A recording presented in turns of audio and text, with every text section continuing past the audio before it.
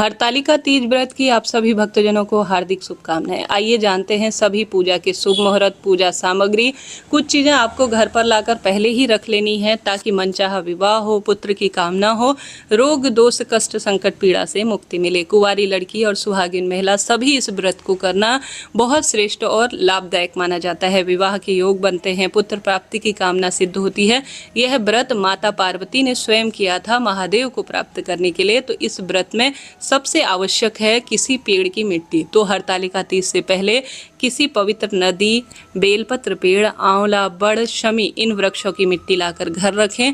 अगर आपके यहाँ व्रत नहीं भी करते हैं तो भी आप मिट्टी का शिवलिंग इस दिन बनाकर पूजित जरूर करें, बहुत लाभ होता है। तो पेड़ की मिट्टी लाकर घर रखें और उसी का शिवलिंग बनाकर आप पूजन करें। इस व्रत में सबसे महत्वपूर्ण है कलश स्थापना। तो मैंने एक तांबे का कलश लिया है। कलश के अंदर डालने के लिए दुर्वा घास, 1 रुपये का सिक्का, पुष्प, अक्षत, हल्दी की गांठ ले सकते हैं। मैंने पिसी हुई हल्दी ली है। तो कलश के अंदर डालने के लिए इन सामग्री की आवश्यकता पड़ेगी। जल कलश के अंदर गंगा जल आपको डालना है। 5 या 7 आम या अशोक के पत्ते इस तरह से आप ले लीजिएगा। तो मैंने यह सारी चीज़ों का प्रबंध कर लिया है आपको दिखाने के लिए। इसके ऊपर आप सभी एक दीपक रखेंगे जिसे दीप कलश कहा जाता है। अक्षत इसके ऊपर रखेंगे और इसमें दीप कलश आप स्थापित करेंगे। अब आप चाहें तो गौरी गणेश और शिव जी तो मैंने बनाए हैं, परंतु आप यहाँ पर गौरी गणेश भी मिट्टी के बना सकते हैं। मैं अभी नहीं बना पाई, सिर्फ मैंने शिव जी को बनाया है मिट्टी का पार्थिव रूप में, क्योंकि मेरे पास मूर्ति प्रतिमा है तो उसमें ही मैं गौरी मैया और गणेश जी का पूजन भी कर लूँगी। अब गणपति के पूजन के साथ साथ हमें आवश्यकता पड़ेगी जल के लोटे की। जल के लोटे से ही शिवलिंग पर अभिषेक किया जाएगा। कटोरी में दूध, दही, घी, शक्कर, शहद, पंचामृत ले लीजिए। एक बार में ही ले सकते हैं या अलग अलग भी आप ले सकते हैं। तो इस तरह से यह पूजा सामग्री आप देख पा रहे होंगे। इस बार 26 अगस्त दिन मंगलवार के दिन हरतालिका का तीज का पावन पवित्र दिन है। इस व्रत में एक मनोकामना की चीज़ ली जाती है, वह है फुलेरा। इस तरह से फूलों की माला को शिव मंदिर में या जहाँ पर भी आप पूजन करते हैं बांध कर रखा जाता है, सुसज्जित किया जाता है। जो भी फुलेरा अपनी तरफ से बंधवाता है उसके सभी कामना सिद्ध हो जाती है। तो फूलों की माला का प्रबंध आप कीजिए, निश्चित रूप से कामना सिद्ध होगी। दुर्वा घास, आंकड़े के फूल, कनेर के फूल, बेल पत्र, आप अपनी इच्छा अनुसार जो शिव को प्रिय है, आंख, धतूरा, भांग, भस्म, बेल पत्र, सब चीज़ें आप ले लीजिए और अपनी पूजा पर रखिएगा। अगर इस दिन आपके यहाँ व्रत उपवास नहीं भी करते हैं तो भी शिवलिंग पर इन्हें जरूर चढ़ाइएगा, इससे कामना सिद्ध होती है। इस पूजा में खीरे का महत्व और आवश्यक रूप से मौसमी फल का महत्व है। तो मिठाई वगैरह ले लीजिए और नारियल इत्यादि सौभाग्य के लिए जाना जाता है। तो सभी चीज़ों का आप पहले से ही थोड़ा बहुत प्रबंध कर लीजिए। इस बार 26 तारीख का दिन बहुत सुंदर है। इस दिन सुबह की पूजा का जो शुभ मुहूर्त रहने वाला है वह 5:56 से 8:31 तक है। शाम के प्रदोष काल का समय 6:01 से 7:31 तक रहने वाला है। इस प्रदोष काल की शुभ बेला में आप दीपदान और महादेव की ज़्यादा से ज़्यादा भक्ति करें। अब जो लाल चुन्नी है वह माता गौरी के लिए और दूसरा वस्त्र जो है आप किसी चौकी पर बिछाने के लिए ले लीजिए या महादेव के निमित्त दूसरा वस्त्र आप ले सकते हैं। अभी मैंने तो पैसे यहाँ पर कुछ अन्य चीज़ें ली हैं जो वीडियो में आगे आपको दिखेंगी। इसके साथ ही रोली, चंदन, अक्षत, इत्र, कपूर और सिंदूरा, जो कि आपका शादी का होता है ना, जिससे आप रोज़ प्रयोग करते हैं, तो वह सिंदूरा जरूर लीजिएगा।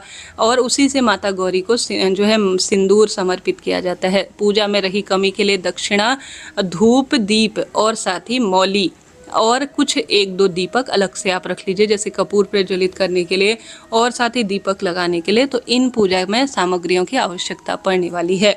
अब आप सौभाग्य की चीज़, चूड़ी इत्यादि खरीद रहे हैं तो मंगलवार, शनिवार और अमावस्या तिथि पर सुहाग की चीज़ें ना खरीदें, इस बात का आप ध्यान रखिएगा। सौभाग्य की चीज़ें शुभ दिन में ही खरीदनी चाहिए, जैसे सोमवार, गुरुवार, रविवार, इन तिथि पर सौभाग्य की चीज़ें खरीदते हैं तो शुभ माना जाता है। कुंवारी लड़की भी इस दिन सुहागिन महिलाओं को सौभाग्य की चीज़ें दान करें, माता गौरी को भी जरूर समर्पित करें, इससे मनचाही कामना सिद्ध होती है। तो इनका दान किया जाता है, थोड़ा बहुत अपने पास रखा जाता है।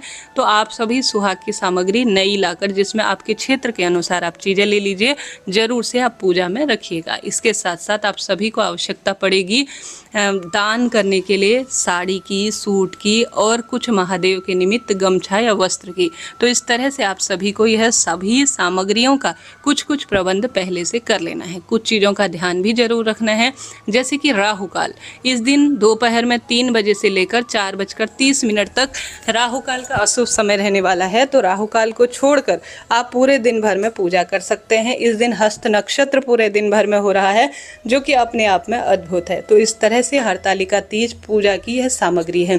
दान करने के लिए पैंट शर्ट का कपड़ा, साड़ी, सूट आप अपनी इच्छा अनुसार ले सकते हैं। इसमें कुछ सुहाग सामग्री रखकर, एक समय का भोजन रखकर, दक्षिणा रखकर आप पंडित ब्राह्मण जी के लिए दान दे आइएगा। पूजा में अंत में जल की आवश्यकता पड़ेगी तो वह भी आप ले लीजिए। इस तरह से ये संपूर्ण पूजा सामग्री है। और कुछ नियम, जैसे मैंने आपको बताया, काले नीले कपड़े इस पूजा में नहीं पहनने हैं। लाल, पीले, हरे रंग के ही कपड़े सौभाग्यवती महिला और कुंवारी इस पूजा में पहने, तभी आपका व्रत सफल होगा। आप पैरों में महावर, मेहंदी, हाथों में सुंदर लाल पीले रंग के वस्त्र पहनकर सोमवार या रविवार के दिन साबुन शैम्पूल से बाल धो लीजिए। उस दिन अगर आप बाल धोएंगे तो भारी मिलावट है, आपका व्रत खंडित हो सकता है। इस नियम का जरूर ध्यान रखें। तो पूजा में आप और प्रसाद भी चढ़ा सकते हैं, जैसे पेठे, खीर का भोग लगा सकते हैं महादेव और माता पार्वती के लिए। और भी आप अपनी इच्छा शक्ति सामर्थ्य अनुसार सभी चीज़ें से ले सकते हैं। अभी मैंने कुछ चीज़ें जो मेरे से व्यवस्था हो पाई, जो मेरे घर पर थी, वही मैंने ली है। तो आप इसमें कुछ चीज़ें अपने परिवार क्षेत्र के अनुसार ऐड कर लीजिएगा। यह बहुत बड़ी पूजा मानी जाती है। इसमें घी थोड़ा ज़्यादा दीपक में डालिएगा। अखंड दीप, जैसे सुबह आप संकल्प लेंगे पूरे दिन और रात्रि जलता हुआ अखंड दीपक रखा जाता है, तभी आपका व्रत उपवास सफल माना जाता है। तो अखंड दीप जलाने के लिए गौ माता के शुद्ध घी का भी प्रबंध कर लीजिए। महादेव को प्रिय भस्म, आंख, धतूरा, बेलपत्र, फूलों की सुंदर माला इत्यादि का आप प्रबंध कर लीजिए, तो आपका व्रत सफल हो जाएगा। अब 26 तारीख को व्रत करेंगे तो 27 तारीख को अपने व्रत का पारण करेंगे। 27 तारीख व्रत खोलने का समय सुबह 5:40 से 7:05 तक रहने वाला है। तो इस तरह से आपको हरतालिका तीज व्रत अनुष्ठान में अपने नियमों का ध्यान रखना है। पुरानी साड़ी भले ही हो, परंतु वह धुली हुई साफ सुथरी साड़ी होनी चाहिए, इस बात का भी ध्यान रखें। तो हरतालिका तीज मैंने सभी शुभ मुहूर्त आपको बताए। यह व्रत निर्जल किया जाता है। इस व्रत में सुबह संकल्प लेकर पूरे दिन व्रत किया जाता है, रात्रि भर व्रत किया जाता है, और दूसरे दिन जो शुभ मुहूर्त बताया है उसी में आप अपने व्रत को खोलिएगा। तो हरतालिका तीज व्रत की मैंने पूरी सामग्री, शुभ मुहूर्त, नियम आपको बताए। फिर भी कोई प्रश्न रह जाए तो पूछ लीजिएगा। 4 बजे से पहले पहले, ब्रह्म मुहूर्त होने से पहले पहले 4:35 से 5:23 तक ब्रह्म मुहूर्त है। तो 4 बजे से पहले पहले आप सभी अपने व्रत में फलाहार कर सकते हैं, चाय दूध पी सकते हैं, मौसमी फल खा सकते हैं। और साथ ही यह व्रत निर्जल किया जाता है, तो खूब जम के आप पानी पी लीजिएगा, ताकि पूरे दिन आप एनर्जेटिक रहे और आपको पानी की कमी न हो। तो इस तरह से हरतालिका तीज व्रत में पूजन व्रत किया जाता है और इन्हीं सामग्री की आवश्यकता पड़ती है। इस व्रत में सबसे बड़ी आवश्यकता है फुलेरा। फुलेरा आप किसी मंदिर में बधवाएं, घर पर बधवाएं, बहुत शुभ और श्रेष्ठ माना जाता है। हर हर महादेव।